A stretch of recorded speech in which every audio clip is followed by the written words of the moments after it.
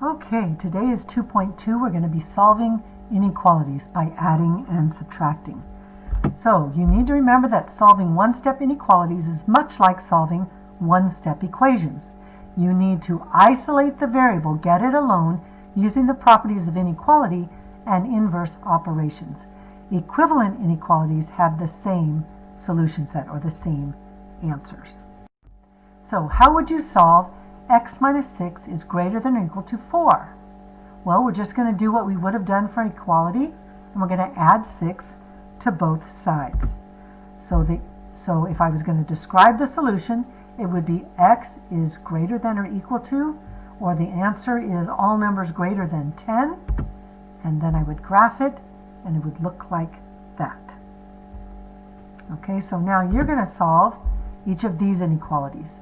So again, just add 4 to both sides. Nothing happens to my inequality, and my answer, and then I'll do the next one. I'm going to subtract 1.1 from both sides, and there are your answers. X is less than 14, and then x is greater than or equal to 8.9. Notice that nothing happens to your inequality symbol. It stays the same. This was a great exploration. I thought it was really creative, so we're going to look through it. It's on page 33 of your journal. So open that up so that you can see it, and you can see how they did this. So they have all these letters that mean different things. T is a touchdown, A is the attempted passes, so this is A. C is completed passes, N is intercepted passes, incomplete passes are M, T is a touchdown, and not a touchdown is just sad. So let's look at all of these things and see if we can come up with whether these must be true.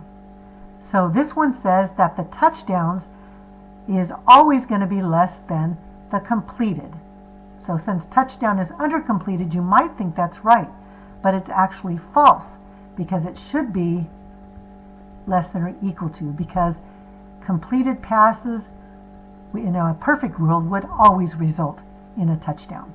So that's why that one's false. Okay, the next one says and we'll do this in a different color. So the next one says that the completed, okay, we're in green now, the completed plus the intercepted is less than or equal to the attempts.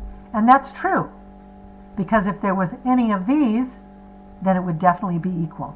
But if there was no incomplete, then it might be equal to, or it might be less than. So if there were incomplete, it could be less than, it could be equal to if there was no incomplete. All right, C, we'll do a different color again. It just helps clarify.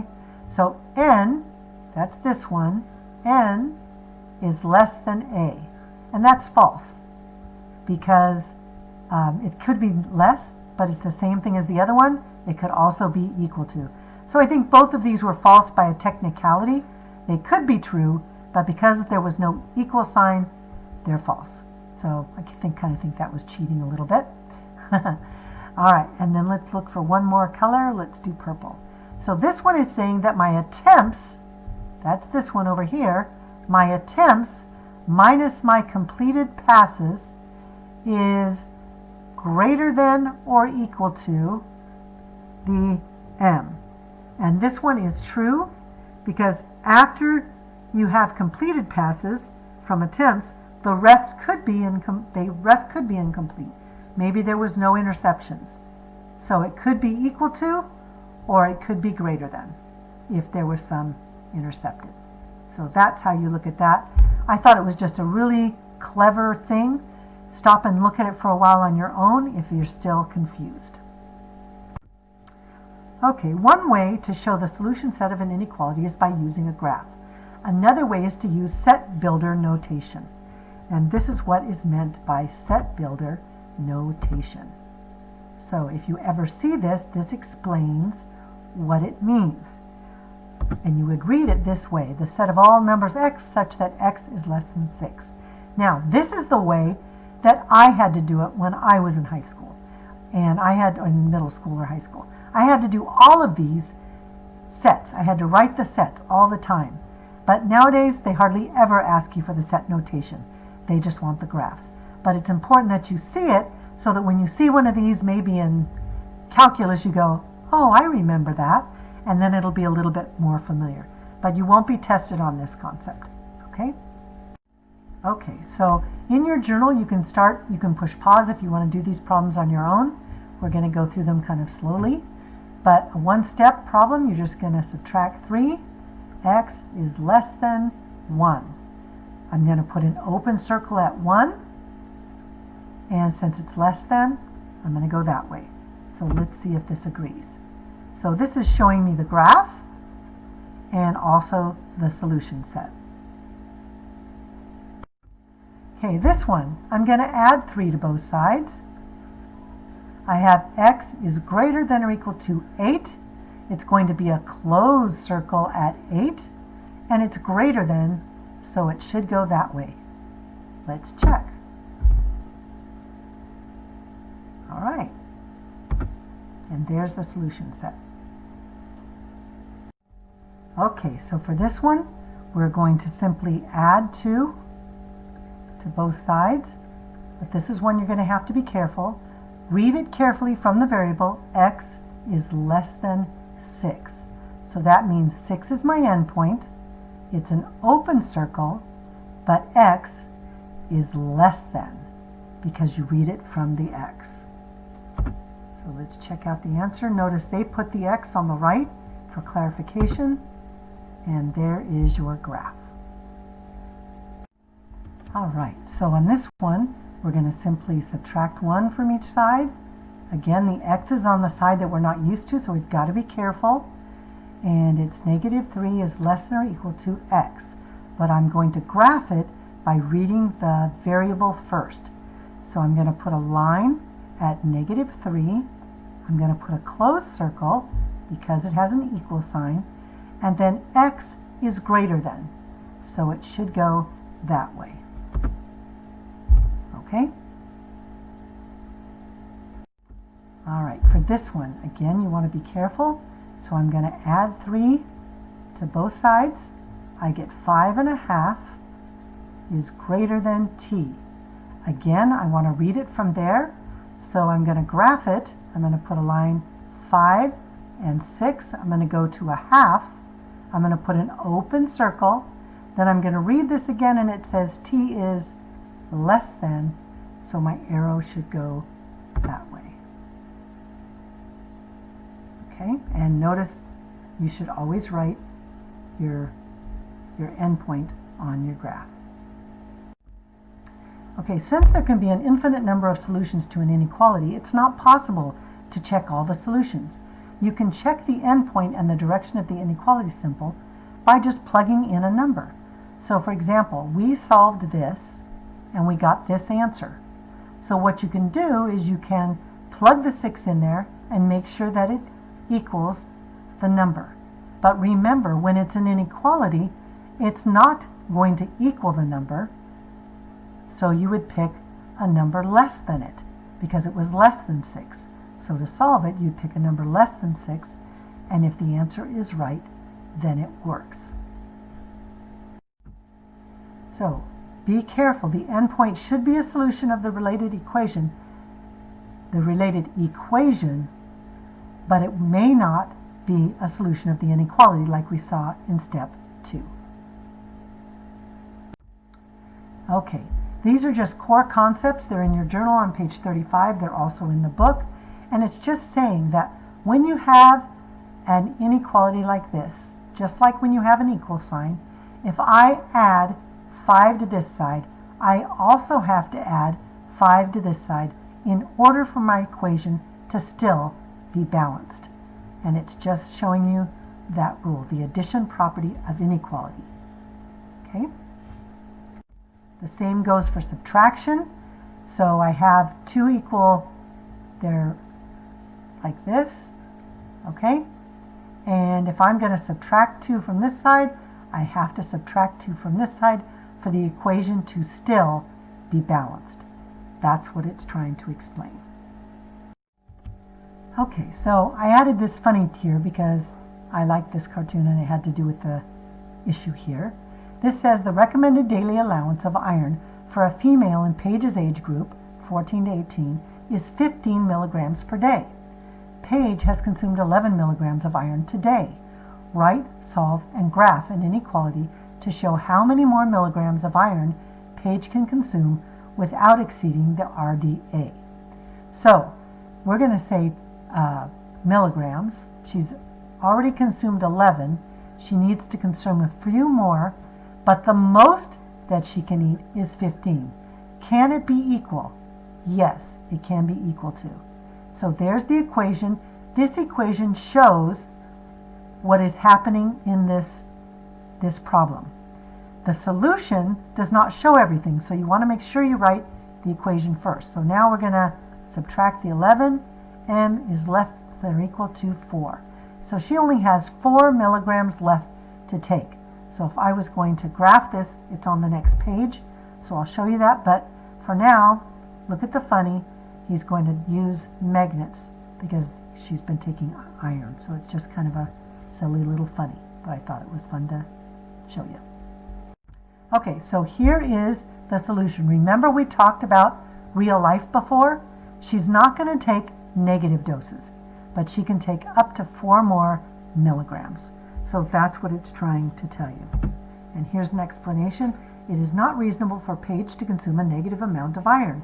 So graph integers less than or equal to 4 and greater than 0. You can write this, but you don't need to. Okay? Okay, so Josh has reached his goal of 250 pounds and now wants to try to break the school record. So here's the school record. He wants to get over that.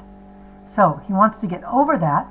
Does he want to get equal? No, he wants to break it. So we're not going to have it be equal to. And it says write and solve an inequality to determine how many more pounds Josh needs to break the school record. So we've got the 250 of Josh.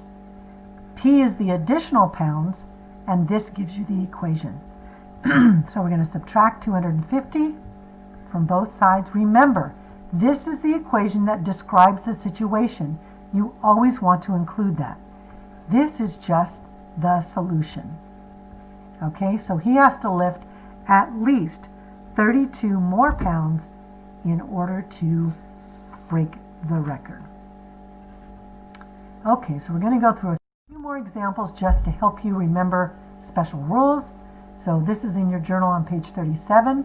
Remember, you're going to zip zap this. So this is s plus 1 is greater than or equal to 2. Subtract 1 from each side. S is greater than or equal to 1. And you would graph that by putting a solid circle at 1 and greater than.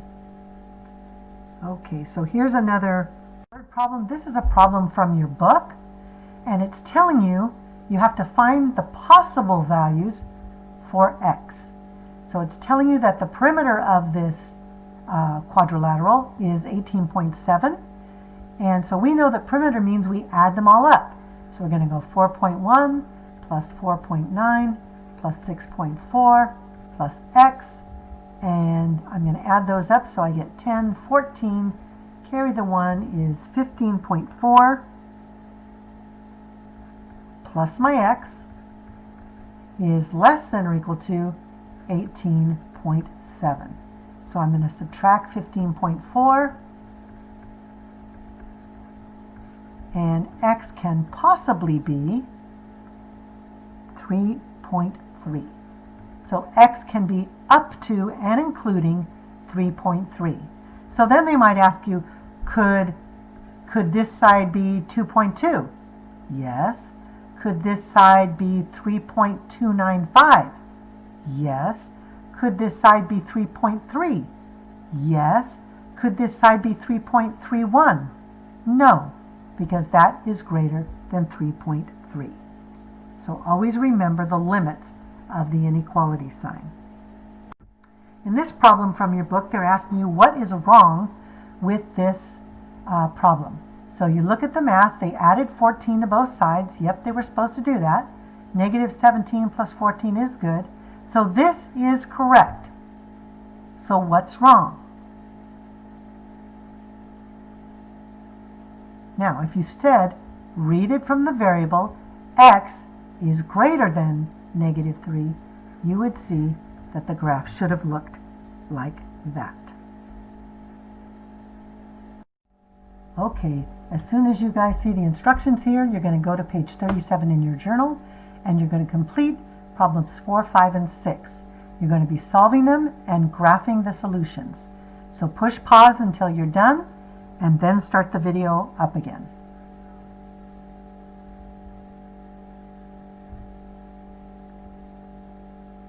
Okay, so I see with this one I have to combine like terms. I get negative 3 plus u is less than negative 2.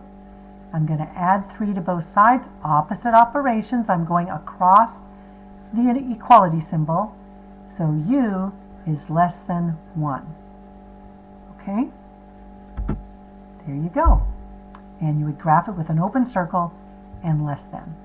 Okay, for the second one, you're going to add these terms. I get c, because that's 4 minus 3 is 1c, plus 10 is greater than or equal to 12. Subtract 10 from both sides, and I get c is greater than or equal to 2. So I know that it's going to be a closed circle, and c is greater than. Okay, the last one, I'm going to combine these, and this is going to be greater than 13, and I get 15 plus p, because negative 7 plus 8 is 1. So I'm going to subtract 15 from both sides. I get p is greater than negative 2. Now be careful with this one, because you want to go open circle at negative 2, but you're still going to go greater than. And there you go. Okay, here's some more journal. All right, this is a longer problem, so you have to think it through. So push pause when you're ready to, and then work it out, and then we'll solve it together.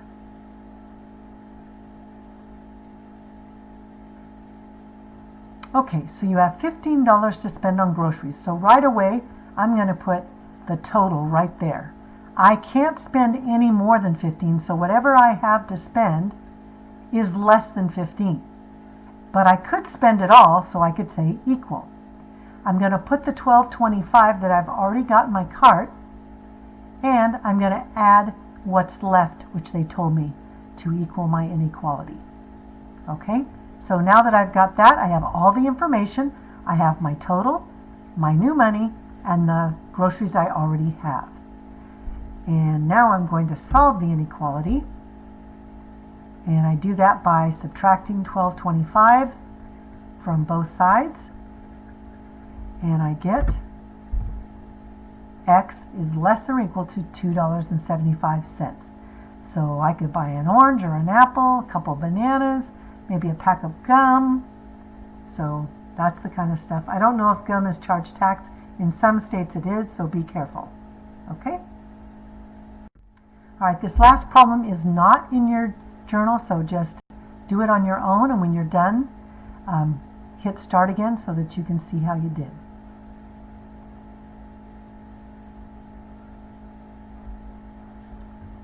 Okay, so if you look at it, and I have the answer down here for you, we have 120 is the maximum number of people. So we're going to put anything about the problem is less than or equal to 120. On one night, there was 72. So that's where the 72 came from. And the X represents the people that maybe haven't arrived yet. So the answer we just find by subtracting 72 from both sides.